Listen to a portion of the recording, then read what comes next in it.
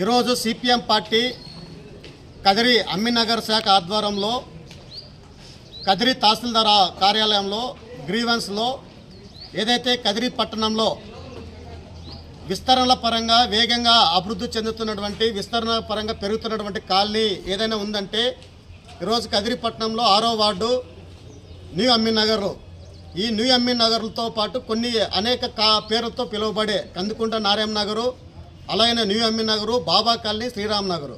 ఈ కాలనీలో 1000 మంది కుటుంబాలకు పైగా దాదాపు 3000 మంది జనాభా నివసిస్తున్నారు. అలాగనే చిన్నపిల్లలు అంటే ఎల్కేజీ తర్వాత నెలలు పిల్లవాళ్ళ నుంచి 5వ తరగతి అట్లా చదువుకునే పిల్లలు దాదాపు 300 మంది దాకా ఉంటారు. వీళ్ళకి ఏదైతే మన ఐసిడిఎస్ అంగన్వాడీ సెంటర్ల నుంచి చిన్నపిల్లలకి అలాగనే కూడా చేసినాం. ఈరోజు అమ్మినగర్లో పక్కనే 2 అంగన్వాడీ సెంటర్లు ఉన్నాయి.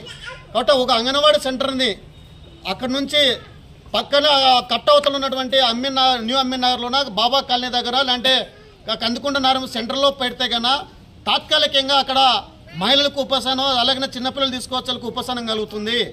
కొత్త సెంటర్ వచ్చేంత వరకు ఈ రకమైన పని చేస్తే బెనిఫిషరీకి అందరికీ సౌలభ్యంగా ఉంటుందని చెప్పేసి సూచన చేసినాం.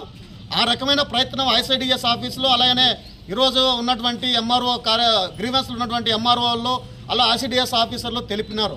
అలాగనే డీలర్ది సమస్య కూడా ఏవైతే ఇప్పుడు తక్షణం ఆడపాలి వీధిలో 2-3 డీలర్లు ఉన్నాయి, అలాగనే అమ్మినగర్లో 2-3 డీలర్ షాపులు ఉన్నాయి, పక్కనే ఉంటాయి కూడా. కాబట్టి తక్షణము ఒక డీలర్ని తీసుకొని కట్టవతలో ఒకటి పెడితే గన సెంటర్ పాయింట్లో లేదు ఒక డీలర్కి ఒక 20 క్వింటాలు 30 క్వింటాలు ఏమైనా వస్తూ ఉంటే గన ఒక 10 క్వింటాలు అవతలకు ఇచ్చే విధంగా తక్షణం ఆ రకంగా రెవెన్యూ అధికారులు చేయాలని చెప్పేసి కూడా ఈరోజు సిపిఎం పార్టీ